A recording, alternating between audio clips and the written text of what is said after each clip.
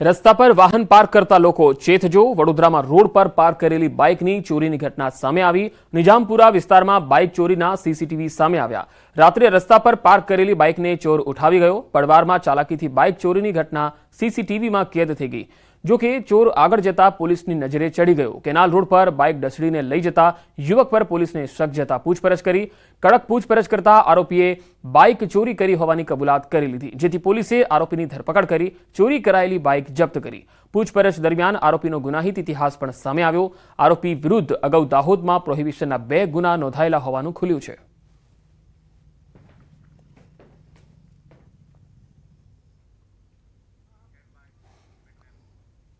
વડોદરામાં હવે તસ્કરોનો નિશાને સિનિયર સિટીઝનો આવી ગયા છે। ઘરમાં એકલા રહેતા સિનિયર સિટીઝન સાચવજો। સમા વિસ્તારમાં તસ્કરોનો ચોરીનો નિષ્ફળ પ્રયાસ। ઘરનું તાળું તોડી તસ્કરો ઘરની અંદર પ્રવેશ્યા। સમગ્ર ઘટનાના સીસીટીવી સામે આવ્યા છે।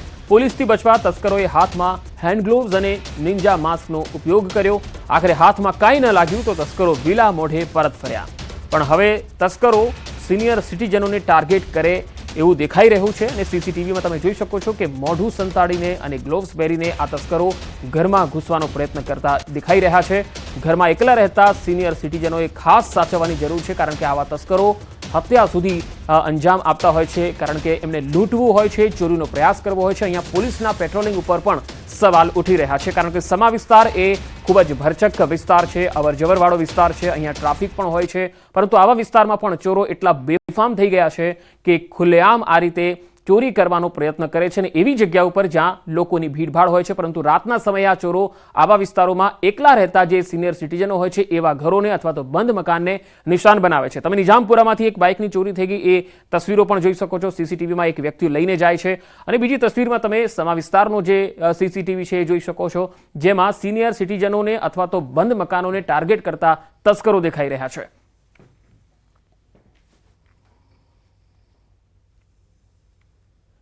તો વડોદરા શહેરમાં 2 અલગ અલગ ચોરીના બનાવ, એકમાં બાઇક ચોરી અને બીજી તસવીરમાં જોઈ શકાય છે કે જ્યાં મકાનમાં તસ્કરો પ્રવેશ્યા। જો કે કંઈ જ હાથ ન લાગ્યું, વિલા મોઢે પરત ફર્યા। પરંતુ આ તસ્કરો માથા ઉપર જે અલગ પ્રકારનું જે માસ્ક છે એ પણ લગાવીને આવ્યા હતા અને હાથમાં હેન્ડ ગ્લોવ્સ હતા। નિંજા માસ્કનો તેમણે ઉપયોગ કર્યો હતો જેથી તેમની ઓળખ છતી ન થાય અને આ મકાનમાંથી તેમને કંઈ જ ન હાથ લાગ્યું એટલે વિલા મોઢે પરત ફર્યા। પરંતુ તસ્કરોના હાથ એટલા મજબૂત બની ગયા છે કે ના તો તેમને કાયદાનો ડર રહ્યો છે, ના પોલીસનો કોઈ ડર રહ્યો છે, ના તેમને જેલ જવાનો કોઈ ભય છે। તેમને માત્ર લૂંટમાં જ વધારે રસ છે અને આવા તસ્કરોને પકડીને હવે જેલમાં મૂકવા જરૂરી છે। વધુ માહિતી સાથે વડોદરાથી સંવાદદાતા હાર્દિક દીક્ષિત જોડાયા છે। હાર્દિક, 2 અલગ અલગ બનાવ છે નિજામપુરા અને સમા વિસ્તારના અને આ તસ્કરો એટલા બેફામ છે કે હવે વડોદરામાં બંધ મકાનો અને સિનિયર સિટીઝનોને ટાર્ગેટ કરી રહ્યા છે। હાર્દિક, હવે પોલીસ શું કરી રહી છે? બિલકુલ, પોલીસ તો નાઇટ પેટ્રોલિંગ કરી રહી છે તેવું કહી રહી છે, પરંતુ અસલમાં નાઇટ પેટ્રોલિંગ તસ્કરો કરતા હોય તેવું લાગી રહ્યું છે।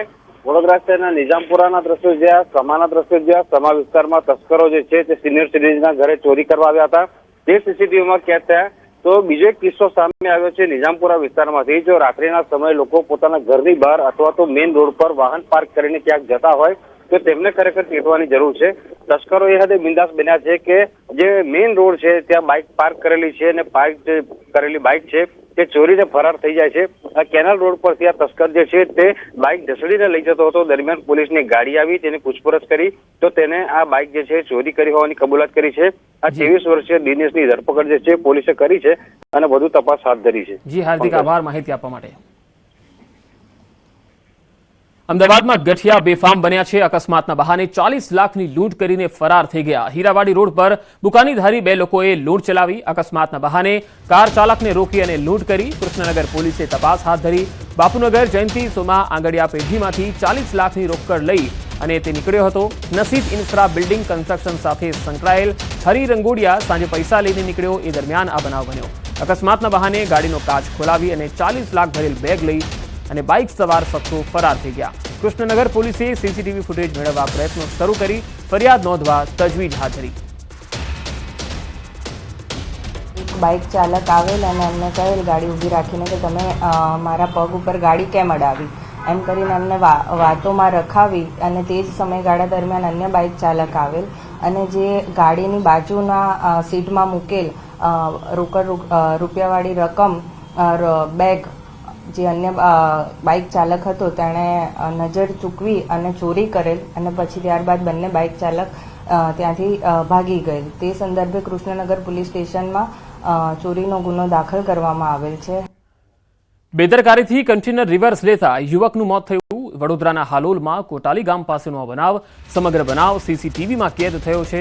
સેન્ટેક્સ ટ્રાન્સપોર્ટના કન્ટેનર ચાલકે રિવર્સ લેતા 35 વર્ષીય યુવકને કચડ્યો હતો. રિવર્સ લેતા કન્ટેનરે કમ્પાઉન્ડ વોલને અડીને ઉભેલા યુવકને કચડી દીધો. અકસ્માતમાં યુવક ઘાયલ થતા સારવાર અર્થે હોસ્પિટલ ખસેડાયો, જ્યાં ટૂંકી સારવાર બાદ મૃત્યુ થયું. જરોદ પોલીસે કન્ટેનર ચાલક વિરુદ્ધ ગુનો નોંધી તપાસ હાથ ધરી.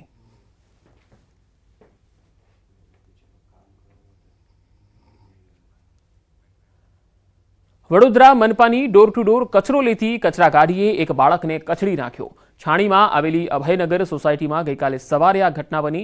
4 વર્ષનો દેવાંશ ગોલાનિયા સોસાયટીમાં રમતો હતો. એ દરમિયાન તેને કચરાની ગાડીના ચાલકે કચડી નાખ્યો. કચરાની ગાડી ચાલકે રિવર્સ લેતા સમયે દેવાંશને અડફેટે લીધો. દેવાંશને કમર અને બંને ઘૂંટણના ભાગે ગંભીર ઇજાઓ પહોંચી.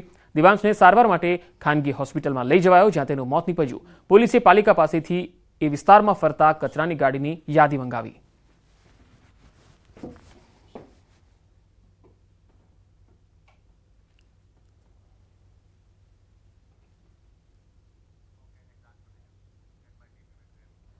રાજકોટ શહેરમાં વધુ એક મારામારીની ઘટના સામે આવી. 80 ફૂટ રોડ પર ચાલતી સિટી બસના ડ્રાઈવર અને વાહન ચાલક વચ્ચે મારામારી થઈ.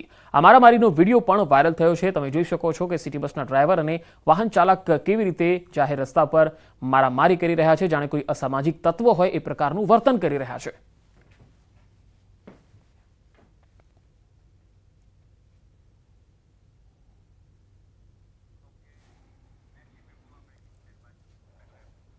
અમદાવાદમાં ભુવા નવલસિંહની પૂછપરછમાં ધડાકો થયો. ભુવા નવલસિંહ ચાવડાએ અત્યાર સુધી 12 હત્યા કરી.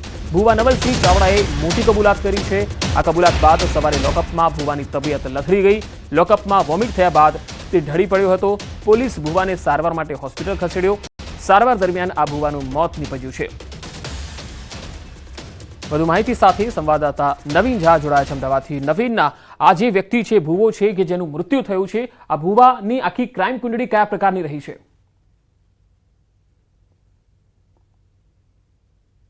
પંકજ, ખૂબ જ મોટો ચોંકાવનારો ખુલાસો કહી શકાય કે એક ફિલ્મી સ્ટાઇલની રીતે આ કોઈ ઘટનાક્રમ છે. 3 ડિસેમ્બરના રોજ વેજલ સરખેજ પોલીસ એક આરોપીની ધરપકડ કરે છે. એ નવલસિંહ ચાવડા જે છે તે લોકોને એકના 4 ગણા કરી આપવાની નામે, એટલે પોતે તાંત્રિક હોવાનું કહી અને લોકોને વધુ રૂપિયા કમાઈ આપશે એ પ્રકારની લાલચ આપતો હતો.